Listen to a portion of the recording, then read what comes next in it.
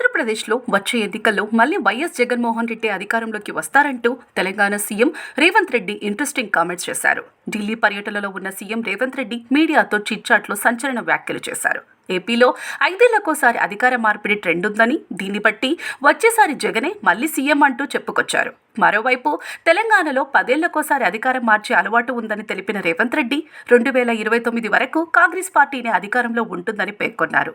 ఇదిలా ఉంటే ఈవీఎంలపై సీఎం రేవంత్ రెడ్డి వివాదాస్పద వ్యాఖ్యలు చేశారు. ఎన్నికల్లో ఈవీఎంలను ట్యాంపరింగ్ చేసే అవకాశం ఉందని రేవంత్ రెడ్డి అభిప్రాయపడ్డారు. పోలింగ్ రోజున రిజర్వులో ఉండే 15% ఈవీఎంలను ట్యాంపరింగ్ చేసే అవకాశాలున్నాయన్నారు. ఈవీఎంలను అటు ఇటు మారిస్తే తెలిసే అవకాశమే ఉండదంటూ కీలక వ్యాఖ్యలు చేశారు రేవంత్ రెడ్డి.